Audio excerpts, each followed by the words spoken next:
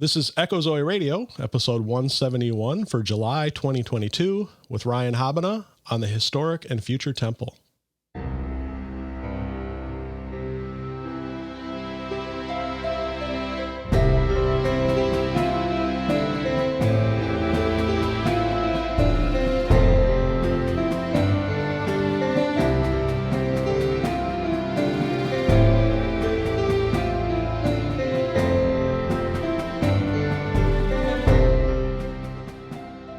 Welcome to Echo Zoe Radio, the podcast outreach of Echo Zoe Ministries, where you'll hear about important topics affecting the church today.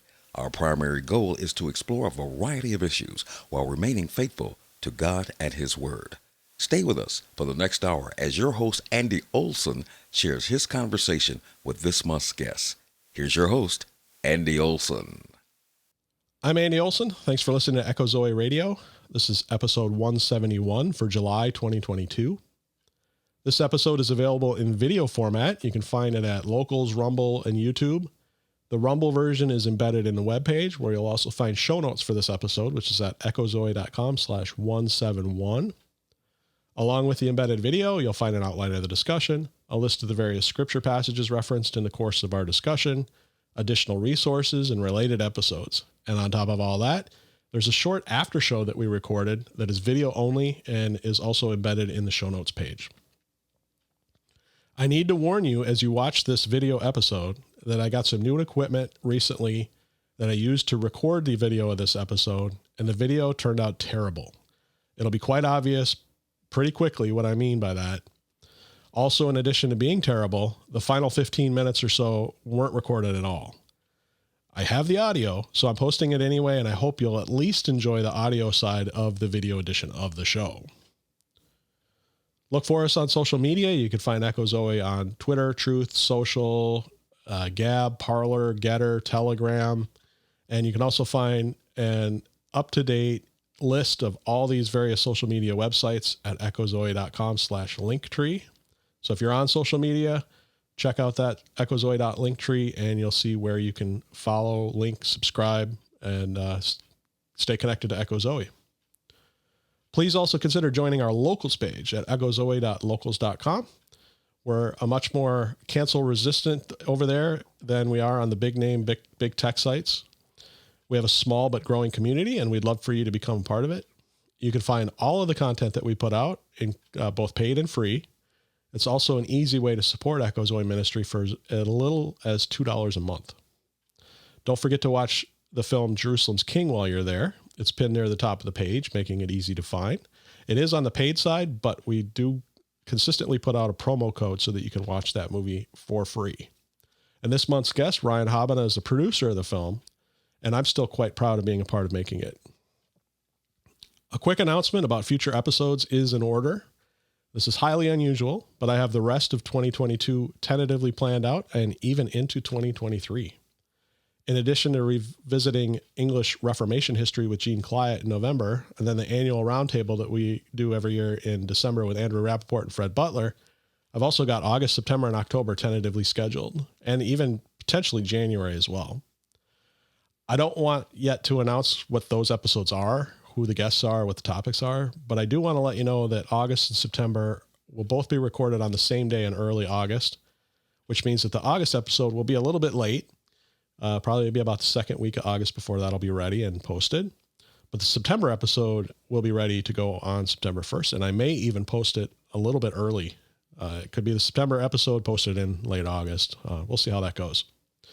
Then for the rest of the year, episodes should go up hopefully the first week of each month, if not the first day of the month. Finally, I want to remind everyone about the Christian podcast community. There are tons of excellent podcasts there. Echo Zoe Ministries is just one of them, and there are a lot more and a lot better podcasts at the Christian podcast community. You can find them all at christianpodcastcommunity.org. And I do recommend subscribe in your favorite podcast app to the general feed and just listen to whatever happens to pop up. It's a great way to listen to some great Christian podcasts that you might not otherwise be exposed to. With that, here's my discussion with Ryan. Ryan, I I didn't do enough due diligence on a few things for this episode. One was I was going to look, when was the last time you were here? It's been a while. Yeah, that's a good question. You would know more about that than I would. I haven't looked back either. No big deal. So, yeah, it's been a little bit, I think you might have been, it was like through Zoom during the lockdowns. Could be. It's been a little while. So first time back in studio in a while. Yeah. Well, it's good to be back. And as I've always talked about with you, you always bring a topic. Yeah. So hopefully this one will be interesting enough for your listeners.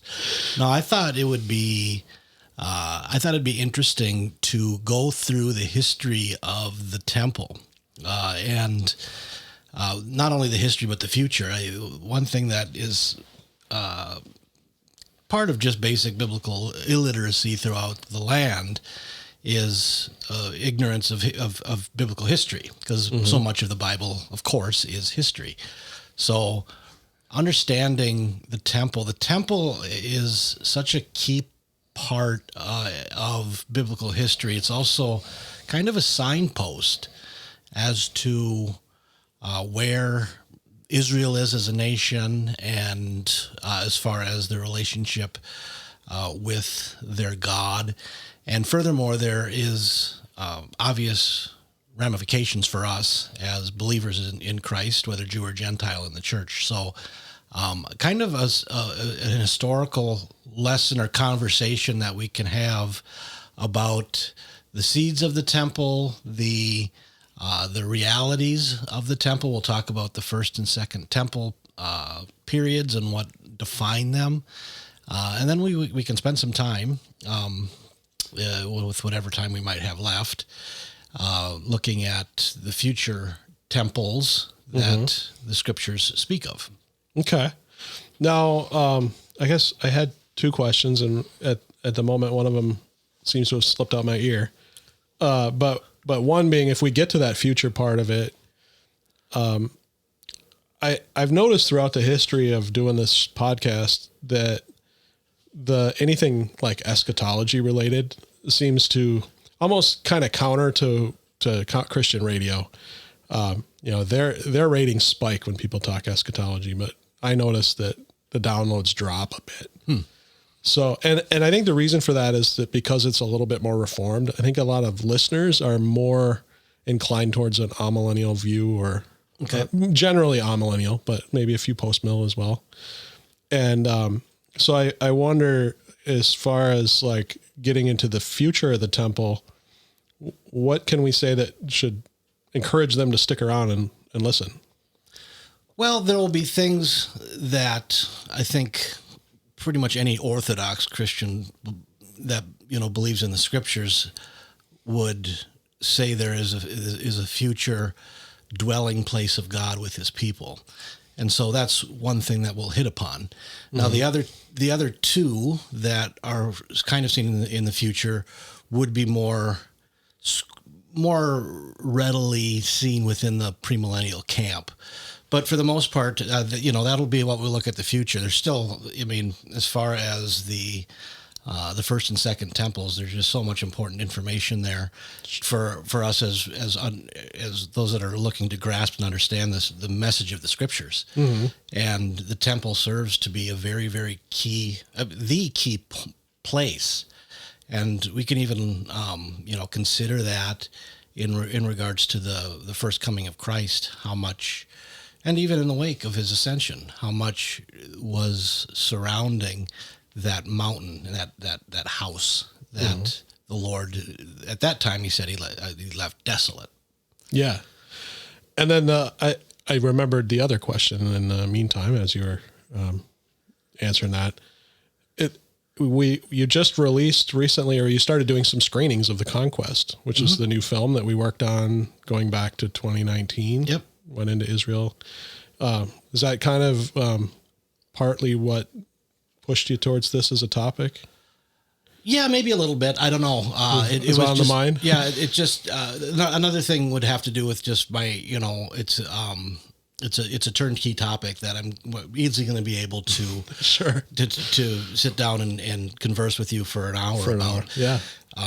And it's also something, that I do. So there's that, then there's cover to cover, that I teach cover to cover. And that's another thing that we see pop up so much is the theme of the temple. I'm glad you brought that up, because I don't know if we'd really talked about that on podcasts before. Just briefly talk about this cover to cover that you do. Yeah, I work for as an instructor for in the Minneapolis-St. Paul area, a school called Village Schools of the Bible, and it's basically the flagship class is what we call the cover to cover class, where you go through the scriptures from Genesis to Revelation within a school year. You jump in September and we wrap up in May. Okay. So you go through the entire, you read through in 10 lectures, and if you're up for it, you write papers concerning that. So, but anybody can take it. We do Zoom classes as well. Oh. So it's Village Schools of the Bible is the outfit, mm-hmm. and I've been with them for a decade now, as one of my outlets for teaching. Sure.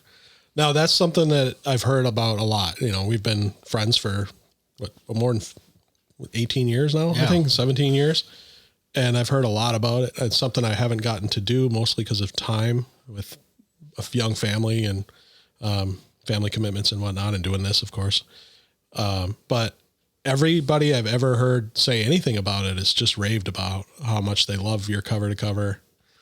And yeah, thanks. I it is a blessing, and I think it's the interesting thing about it, and maybe get a taste of it, of what we're doing with the temple today is going through the Bible in that compressed amount of time. You're able to see themes mm-hmm. that you might not otherwise, because again, it's fast. I mean, you're going through in a school year you're reading through the entirety of the Bible, but not just reading through it, but having a guide there trying to show you all of the connective tissue. And so it's a way to study the Bible that is unique, and you really get to see the cohesive dynamics of the scriptures, the themes and the connective tissues, which rightfully so excites a lot of people. Cool. And I was just going to mention, not only do I hear people rave about it, but they back it up in that I hear of people that take it not only over again, but multiple times. Yeah. Yeah. I have somebody hasn't stopped taking it since the first year I cool. 11 years in. So, but you're going to get new stuff out of it every time. It's sure. not the same stuff, of course.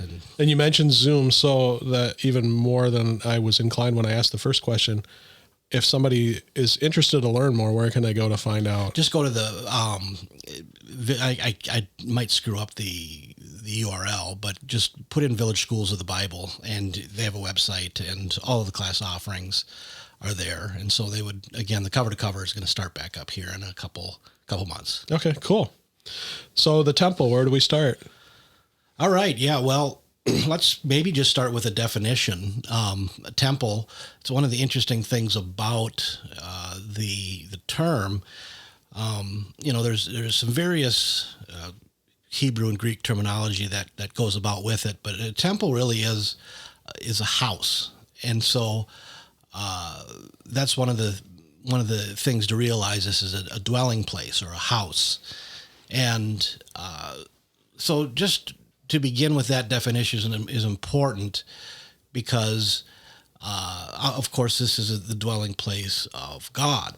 Now, before we want to talk about temple and the specific thing that I want to talk about in regards to the term temple itself, because usually in our English language, when we're talking about a temple, we're talking about that which is stationary. Mm-hmm. That which is quote unquote permanent. Now, of course, none of the temples have been permanent yet, but they're permanent in the sense that they have a foundation laid and they're there. That's there to contrast it with the tabernacle, which is a tent. So again, definitionally, we can look at those two things and note that The seeds for the temple, we really do find in the Torah. Now, the temple proper isn't seen until we get to really the life of Solomon and David. David and Solomon, we'll talk about how that came about. But the seeds of the temple are found in the Torah. Torah, of course, being the law.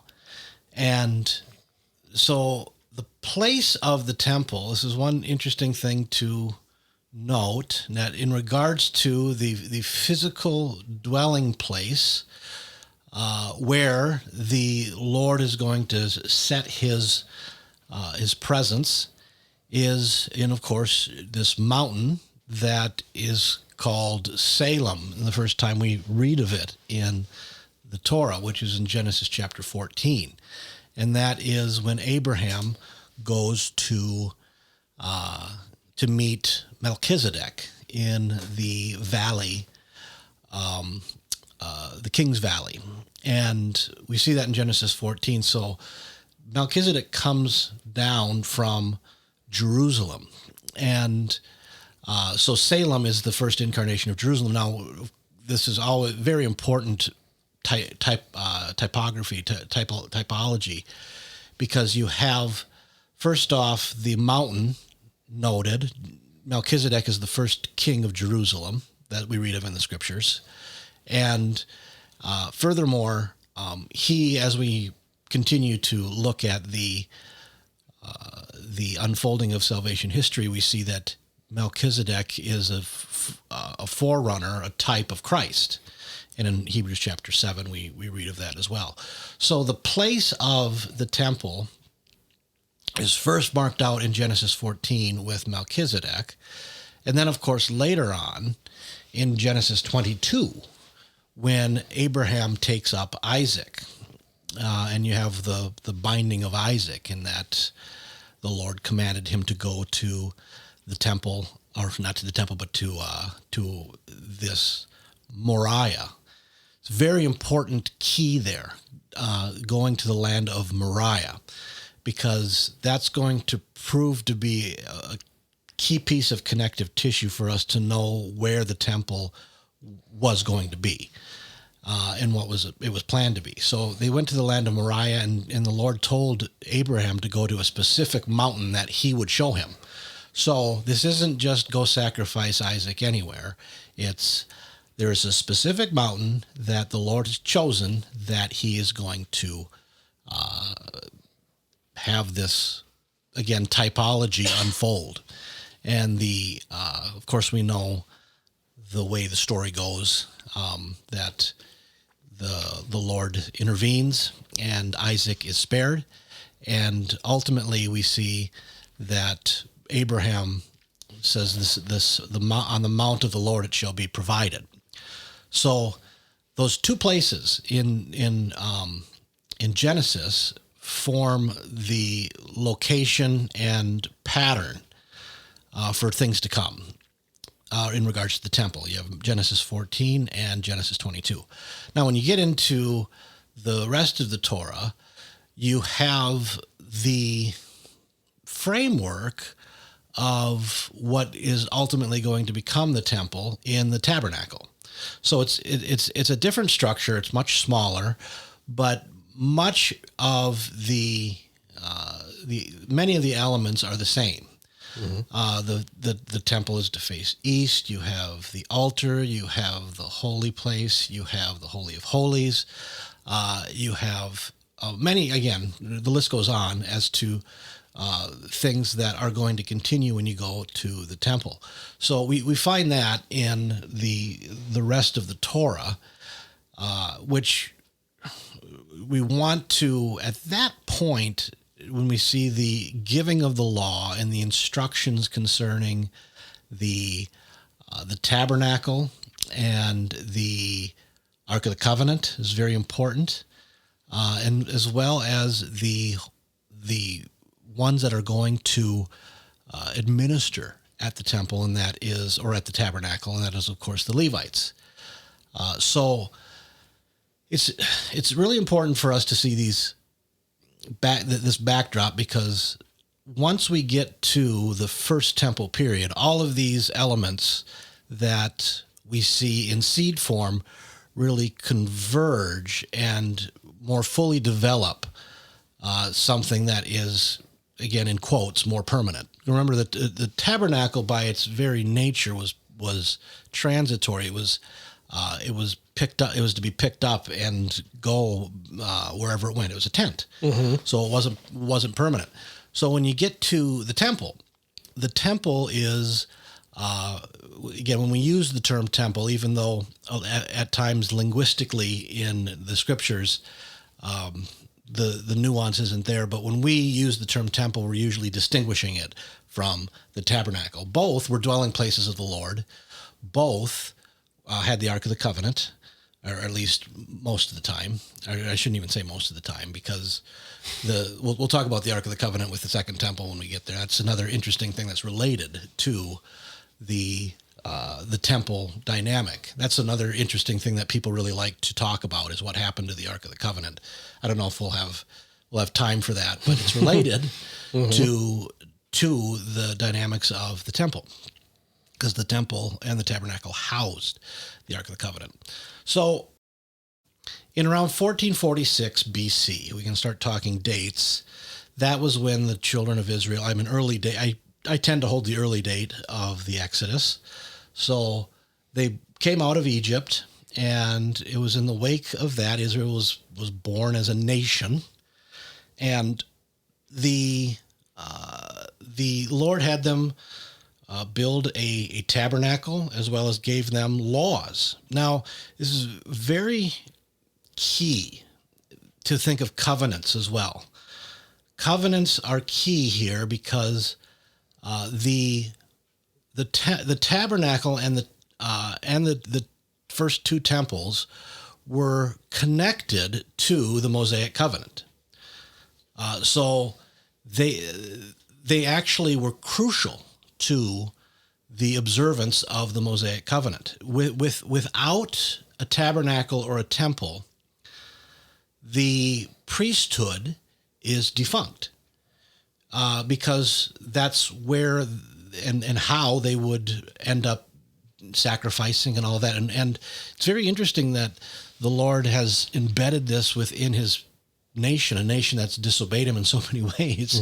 But they, over the last 2,000 years, for the vast majority and most part, have understood that we only can sacrifice if there is a functioning temple, which is why in synagogues throughout the world, they're not going through with sacrifices in accordance with the law, because it's only to be at the place where the Lord chooses, which it became instilled within the people. Again, this goes back to the days of David and Solomon, that it was at that place that the Lord chose, which is where sacrifices were to be made.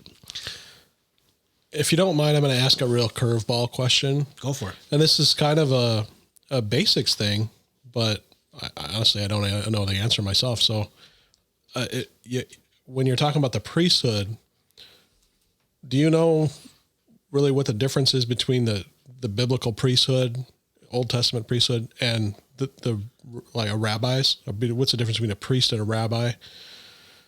Quite a bit of difference, because a rabbi did, a priesthood, in accordance with the Mosaic law, there were very key qualifications that you had to be from the line of Levi.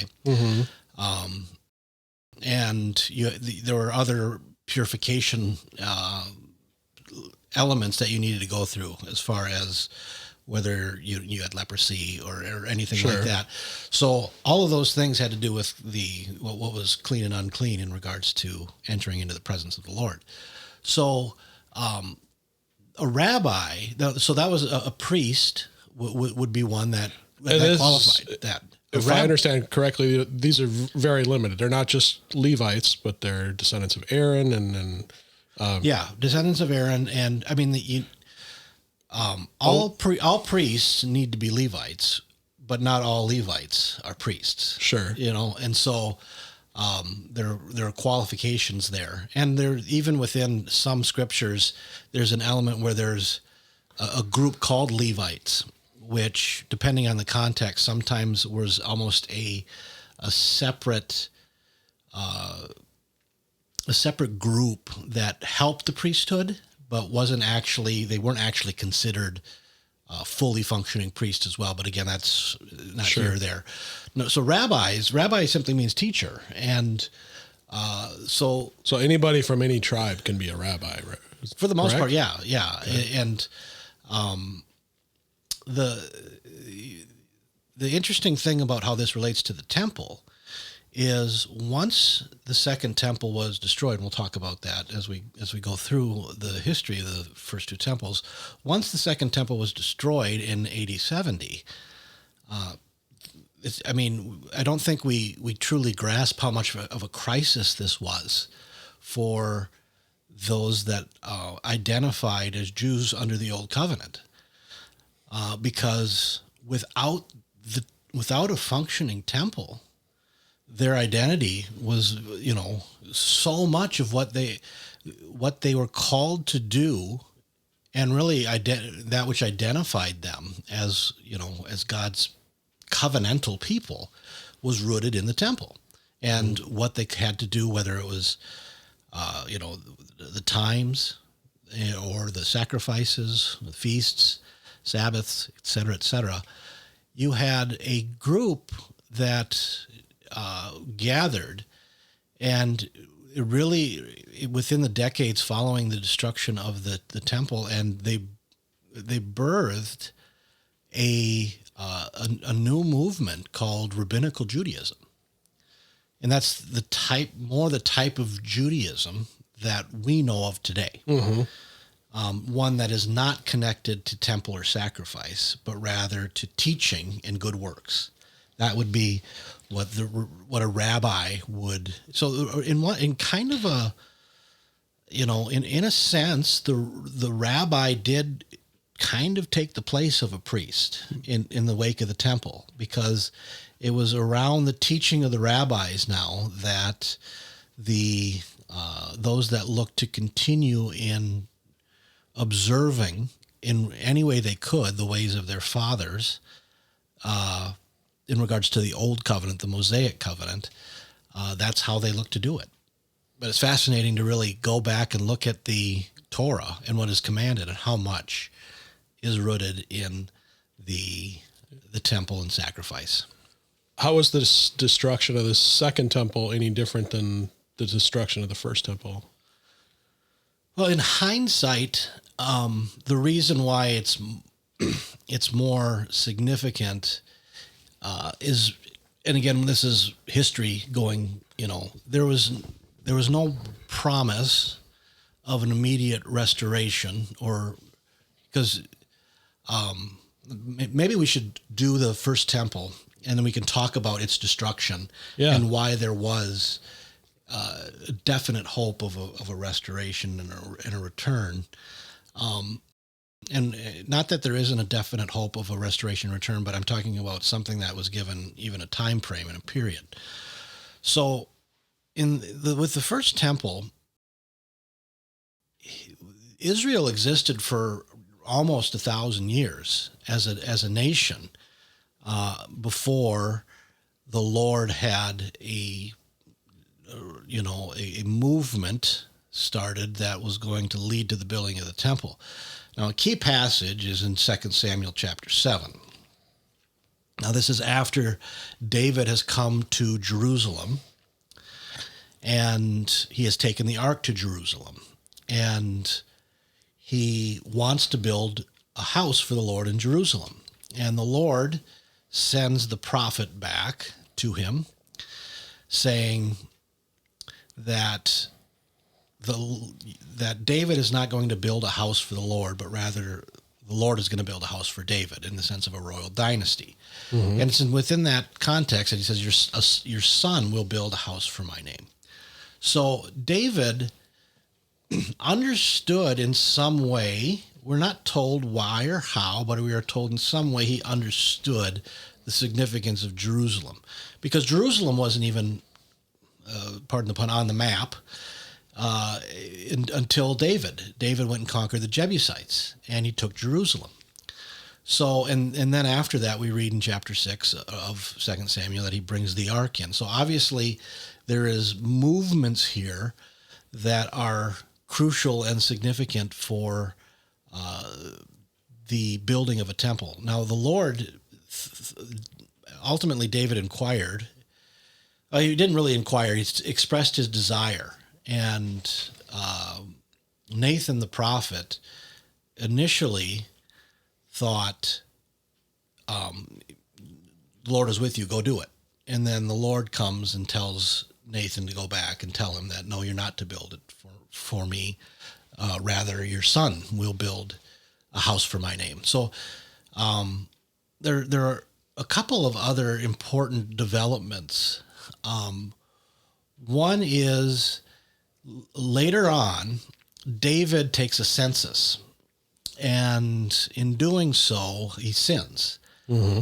And the Lord brings about a plague upon the land, and then Malik Yahweh ends up instructing David to go and offer up a sacrifice on this place called Ornan's Threshing Floor. So that is the... Now, hold on a second. Yep. Most of the people, maybe nobody listening, has seen the Conquest. Okay. So let's go back to Malik Yahweh. Well, Malik Yahweh is one who's... The name is just a Hebrew name, Malik Yahweh. It's usually translated the angel of the Lord.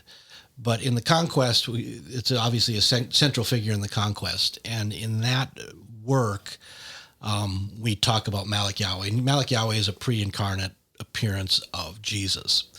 And the film goes into that. But this is a key one. Mm-hmm. In fact, Malik Yahweh is constantly appearing and doing things around Jerusalem. And he's the one that shows up in the binding of Isaac to stop the sacrifice of Isaac and saying, now I know that you fear God because you haven't withheld your only son from me. So, again, the pre-incarnate son comes and instructs David to go to this threshing floor. Now, the threshing floor is the further north part of the mountain of Jerusalem that really, at this point, it's a threshing floor. It's not inhabited. Mm-hmm. So this is then... And just quickly, what does that mean for somebody in 21st century? A threshing floor? The Western world. A threshing floor. Yeah, a threshing floor is where they're basically threshing wheat and separating it from the chaff. And so obviously something that they really needed to do. Mm-hmm. And so it was a large place, or it could be smaller, but a place where Ornan the Jebusite. So this is somebody that was formerly a constituent of this, obviously of this city, and owned this land. And the only real logical deduction we can make here is he was subservient to David when David came and conquered. And mm-hmm. So David let him have the land, and this land David wants to now use. And Ornan, we see his subservience to David in saying, you can take it for free. And because David's going to purchase the land, and he says, I'm not, and then David says, I'm not going to, sacrifice to the Lord on things that cost me nothing. Especially, and again, the indication here is that, this is David's fault that the plague is coming upon the land. And so David purchases this plot of land, which is just to the north of the city of Jerusalem, or the city of David at this time. And that ultimately he, for permission of the Lord, and probably likely through the Levites, made sacrifices there, and the plagues were averted. And this, another key thing is, this is where Malik Yahweh appeared to David. David lifted up his eyes and he saw Malik Yahweh hovering over Ornan's threshing floor. So he's, again, marking it out, so to speak. So this is extremely important because this is now the place which is orchestrated by the Lord himself, the place where the temple is going to be built. And in 2nd Chronicles,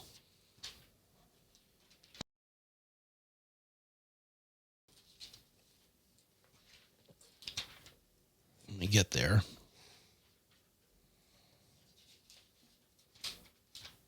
Or was it First Kings? No, I think it's 2nd Chronicles. In 2nd Chronicles, 2nd Chronicles chapter 3, this is when the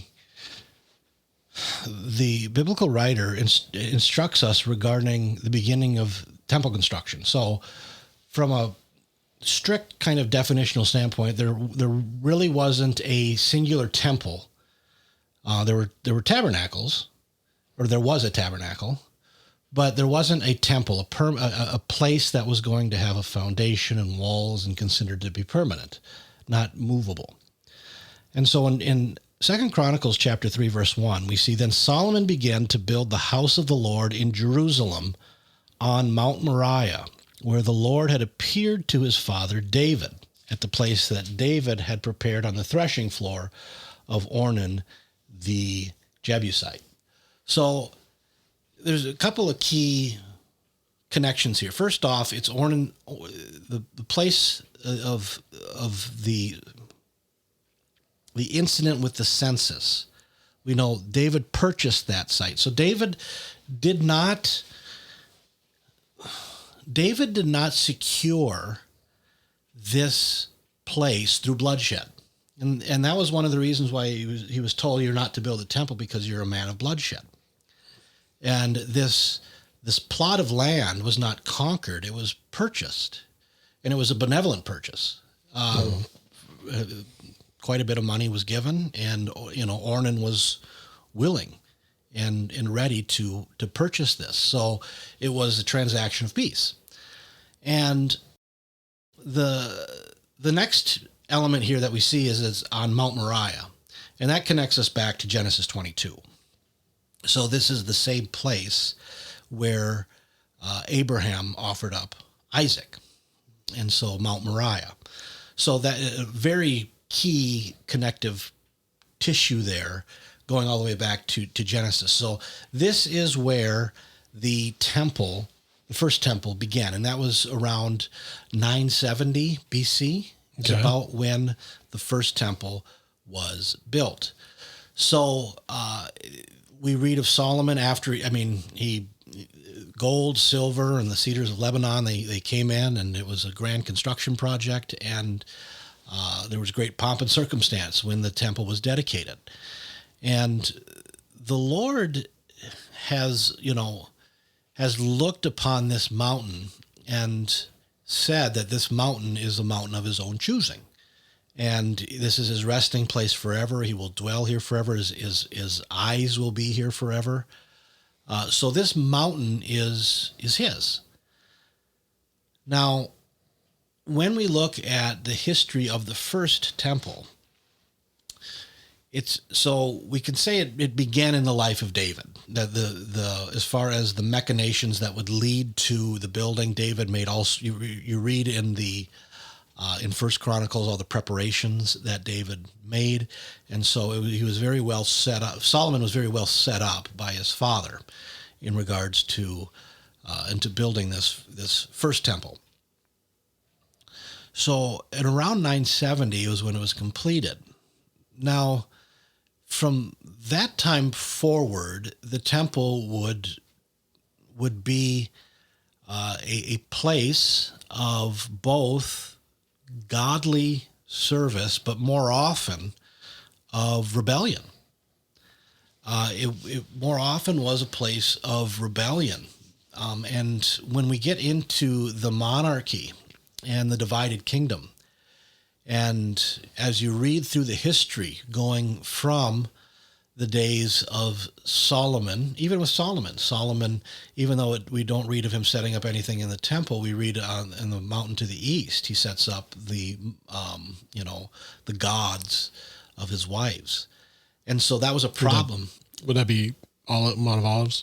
It's actually, well, some associate it with the Mount of Olives, some associate it just south of the Mount of Olives. It's called the Mount of Sin. Okay. So today, if you go to Jerusalem, it's not the Mount of Olives. It's called the Mount of Sin. Some people disagree and say that it was the Mount of Olives, but it is, Sure. It is what it is. So the first temple ends up being this place where so often idolatry comes and starts to take over, and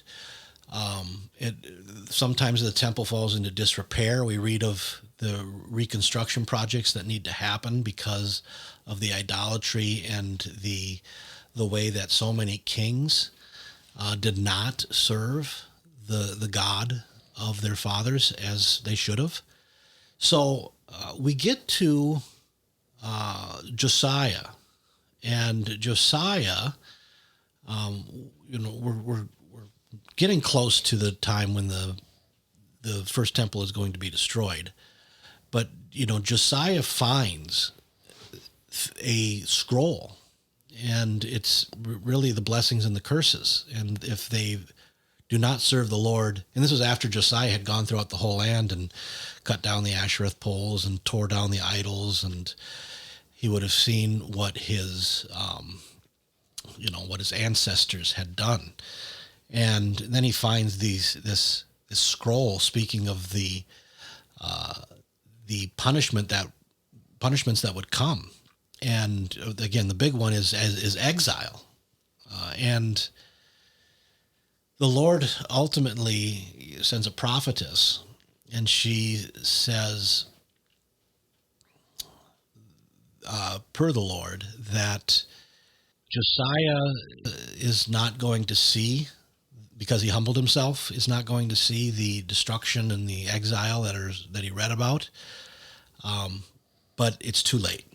It's too late. It's going to come. And then after Josiah dies, and Josiah dies actually quite young, then we begin to see the Assyrian.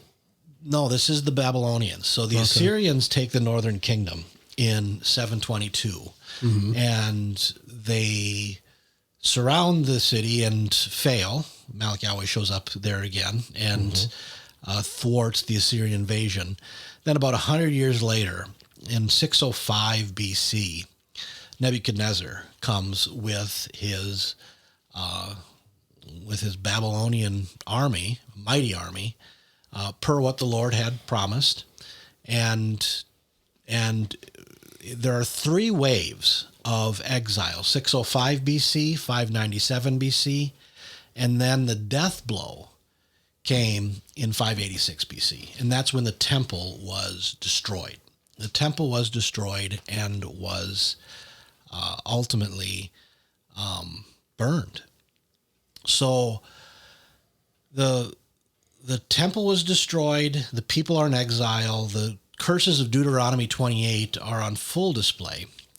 And ultimately then we see Jeremiah. Jeremiah tell us that there's going to be 70 years cut out before the people are going to come back. And the land needs 70 years of rest. So that's a key element. We read in Daniel chapter 9, that's what prompts Daniel to pray about the future of his people in a city. So in 538, Cyrus, in fact, if you want to turn to that in Ezra, Ezra chapter 1. Yep. Cyrus, the Persian king, ends up declaring his intent to rebuild a temple.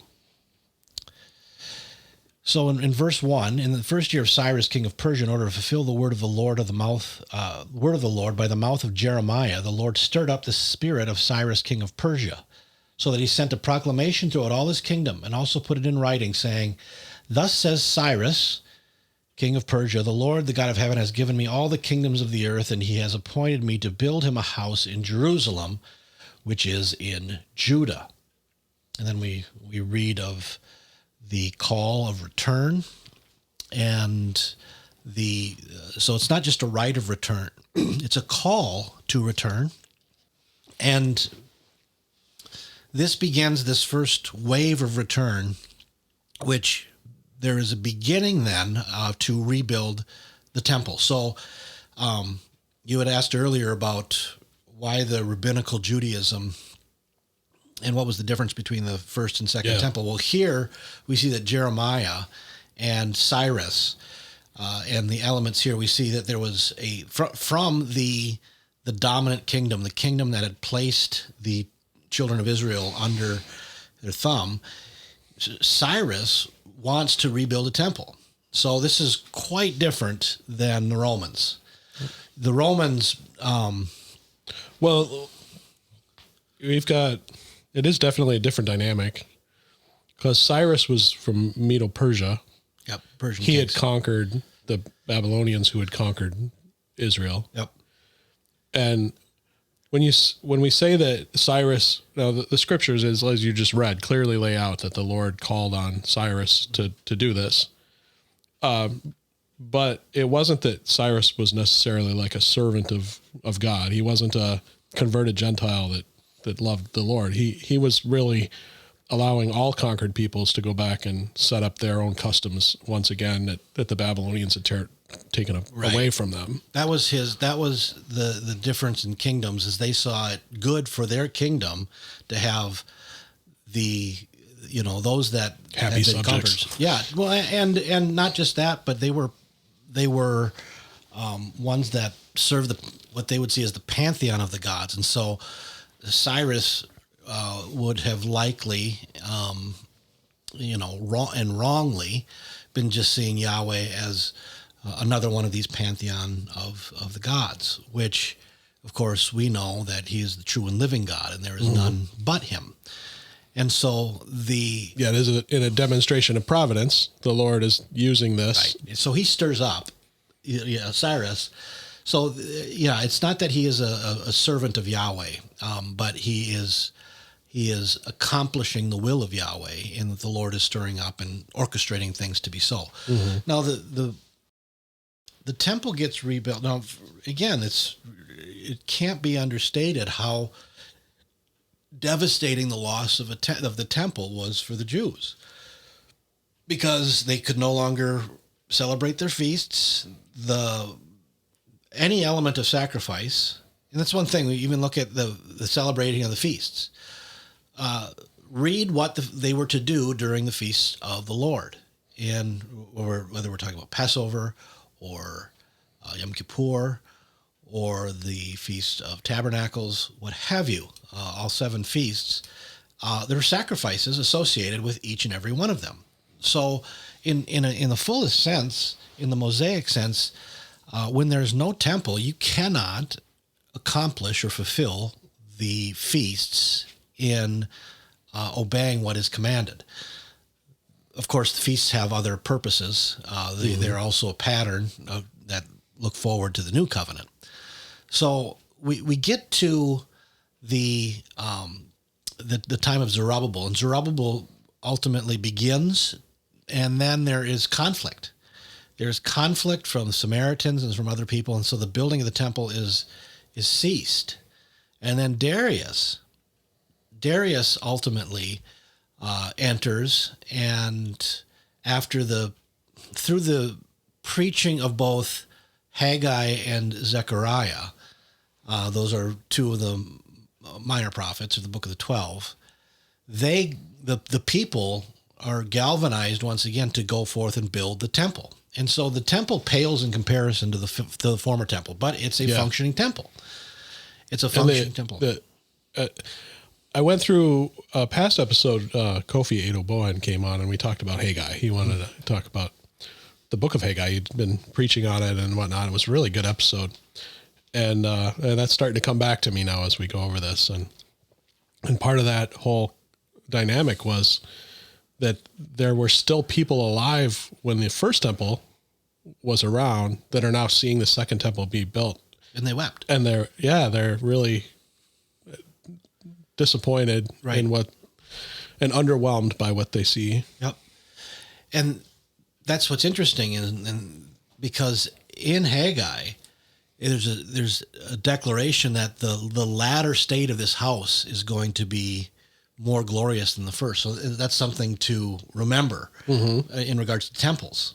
So there's going to be, in that passage, there's a declaration that there's going to be a temple. Now, I don't think that's speaking of the third temple, or I don't necessarily even know if it's speaking of Ezekiel's temple. I think it might just be speaking of Jerusalem itself, which is going to be a temple.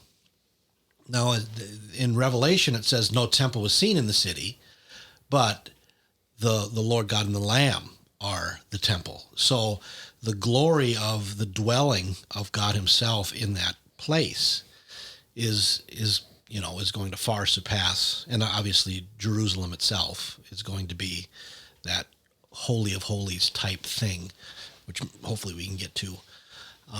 So they end up completing the temple, and the second temple actually outlives, as far as time goes, the first temple. It was around for a longer duration than the first temple was. Mm-hmm.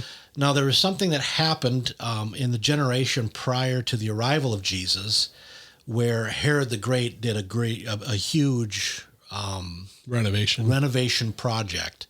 So that's why it was so impressive to the disciples. And then Jesus says, "Not one stone will be left upon another." So there is going to be Jesus says there's going to be a destruction of this temple, and he speaks of this in the some of the eschatological discourses, and furthermore, I think when he says, "I leave your house desolate, you will not see me again until you say, 'Blessed is he who comes in the name of the Lord,'" he's ultimately leaving, and he's not going to protect, because he said, "How I long to, protect you as a hen gathers her brood, but you are not willing."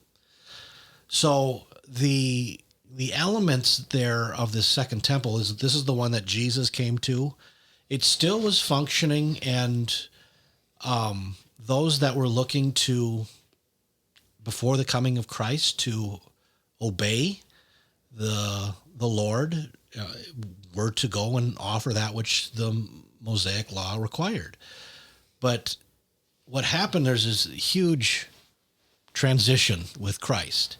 And the book of John really speaks of this, just showing that worship now is going to be not around a place in this coming era, but it's going to be around a person, and that is Jesus. And we see that in the book of John when he talks about destroy this temple and I will build it again in 3 days.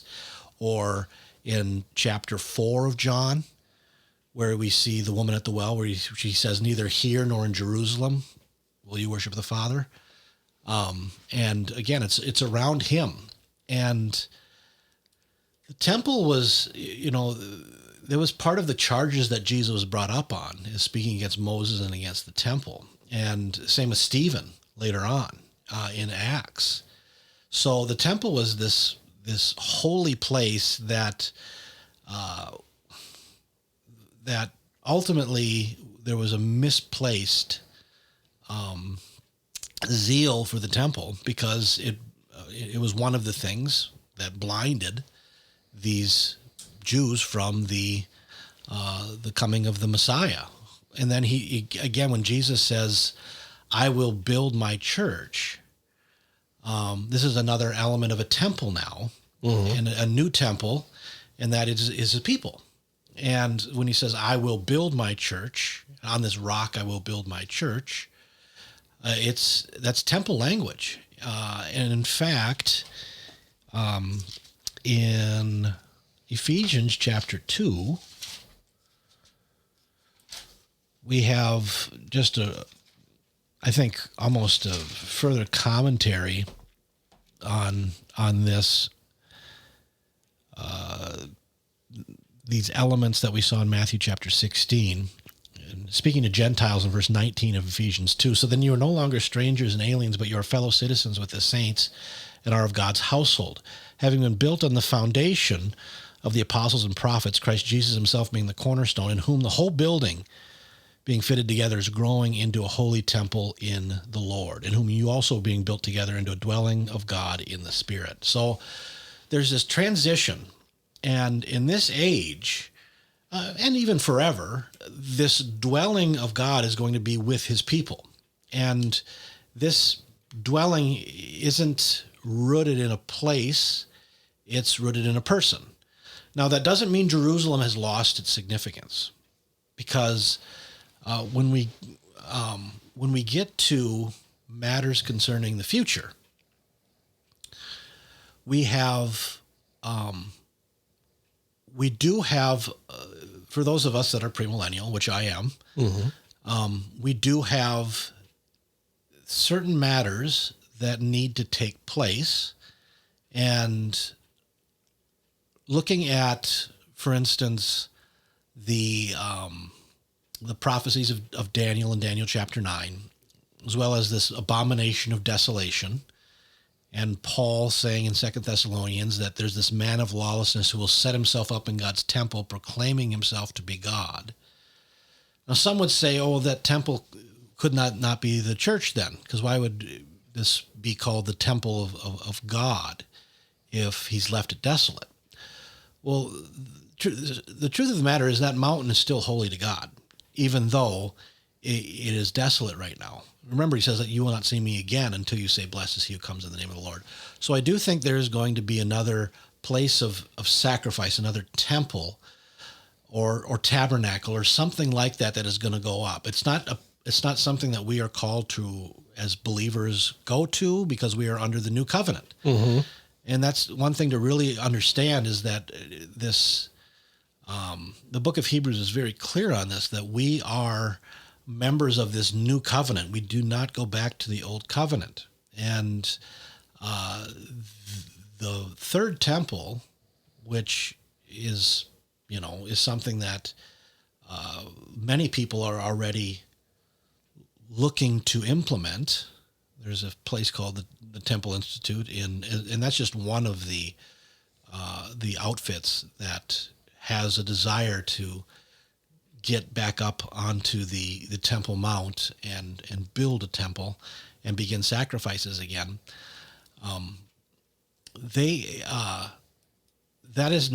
That I believe will come to pass, but it's not something that we as believers are to partake in at all, because we have the perfect sacrifice in Jesus.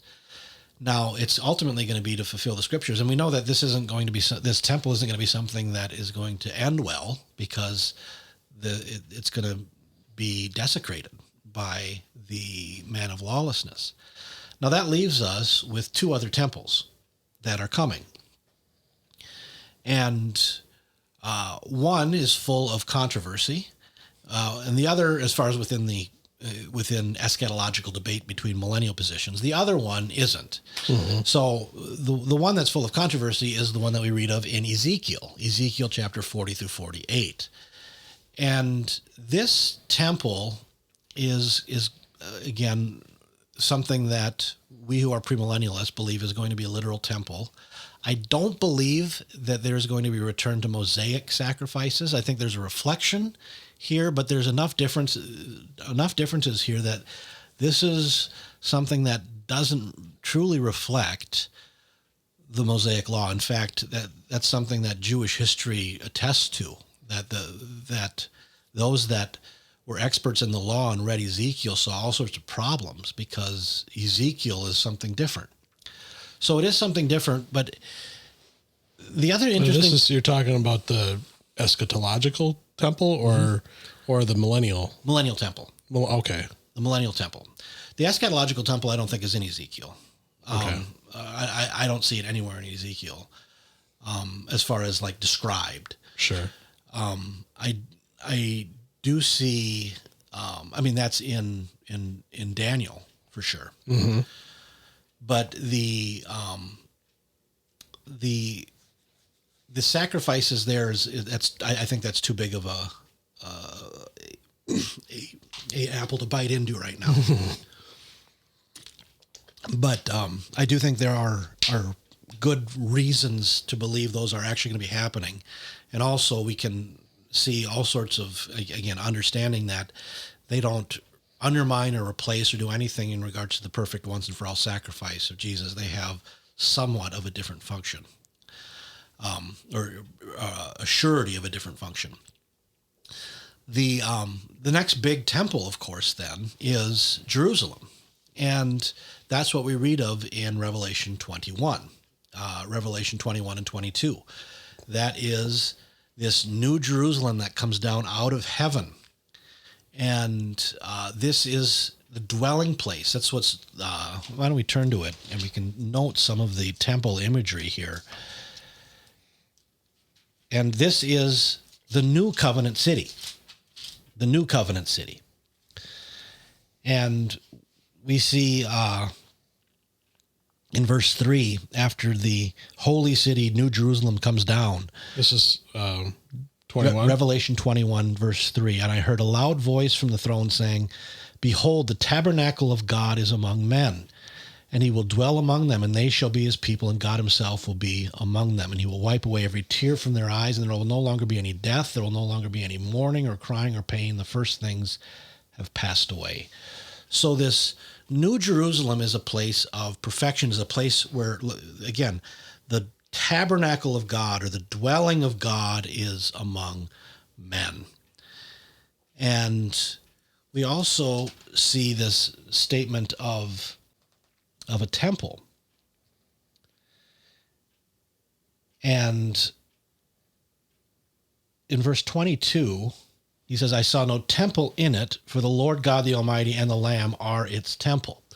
So when he's saying I saw no temple in it, I think he's saying I saw no building, no place of sacrifice, no old covenant place of sacrifice. For the Lamb who fulfilled it and the Lord God Almighty, the Father, they are dwelling there. And which is interesting. A lot of people don't know this. The millennial temple isn't actually, as far as the way it's stretched out, it isn't in Jerusalem. It's about 10 miles to the north. So if you look at any maps of people that have actually taken the time to look at the allotments of the land and how things are laid out, the millennial temple is not in the city. And so I'm one that holds to the fact that the New Jerusalem descends before or actually at the beginning of the millennium. And so it's a debate whether it's before or after. Ultimately, it's not anything that nothing's hugely dependent on it, because sure, if you're a believer in Christ, you're going to be entering it whenever it comes and descends. But some have said, well, how could New Jerusalem be around if there's this temple? And then he says, "I saw no temple." Well, there's the temple is miles to the north. It's not in the city, and that's something very clear in the book of Ezekiel. But anyways, we see here that this is the ultimate dwelling place. And again, it's called Jerusalem. So the city comes down, and we realize that Jerusalem is the place that God is going to dwell forever with his people. And I think a good passage to, as far as end our scriptural study here, is in Psalm 132. And Psalm 132 has some amazing things to say about Jerusalem. And Zion is another term for Jerusalem. And starting with verse 13, we read, "For Yahweh has chosen Zion. He has desired it for his dwelling place. This is my resting place forever. Here I will dwell, for I have desired it. I will abundantly bless her provisions. I will satisfy her needy with bread. Her priests also I will clothe with salvation, and her godly ones will sing aloud for joy. There I will cause the horn of David to spring forth. I have prepared a lamp for my anointed. So we see that the Messiah is going to, again, be there. I'm going to have the Davidic son there. But we also have his people there. And again, most importantly, the Lord is going to dwell there. I have desired this for my dwelling place. So again, the history here, it's something that we can see there. Our salvation is rooted in the history of what the Lord has brought forth. And the temple is a very key part of the unfolding of this history. We go back, we looked all the way back to Genesis and saw the seeds there, and we ended in Revelation and the Psalms. So I really do think that this temple, it's an important thing to understand, because you understand the history of salvation, but you also see the future of what we have before us, and in another sense, the present. That when we believe, we become living stones, where the Lord is having this grand construction project of the ages that he promised. He says, I will, on this rock, I will build my church, and the gates of Hades will not prevail against it. Wow. That's a lot. You really hit that too on the hour mark too. Okay. I was going to say. I can't see that clock. So. Oh, well, I was a little confused because I see two clocks over there, and one of them isn't moving, but the other says we're at an hour and 2 of recording time. So what that ends up being in the. Well, and you got other stuff to edit in too. Well, just the introduction and stuff. There you go. I don't see there being any real editing in the middle, but yeah, by the time I add an introduction and whatnot, it'll probably be an hour and 5 or 6 minutes. But I had one quick question that I just saved. You had talked at one point about, well, you were talking about the tabernacle, first of all, and how that kind of it came before. It was kind of a temporary thing that went with them. And then, of course, King Solomon's temple being the first. We talked about the period in between briefly, and then the second temple. Yep. And then you said towards the beginning, you were talking about how radically it changed Judaism to not have a temple as of 70 AD. Yeah. And I've always wondered why not, if they can't have the temple, why not do another tabernacle? Because they understood that the Lord had said, once the Lord, kind of that Psalm 132, they realized that, okay, it's now that the Lord has marked Jerusalem as the place that he's chosen, you can't go back to a tabernacle. So from that time onward, it was instilled in the Jewish people that this is the place God chose. And there's even messianic ramifications, David and his offspring and all of that. Sure. So you don't do it anywhere but Jerusalem. I get that, but I mean, you also look at the history of Judaism, where if they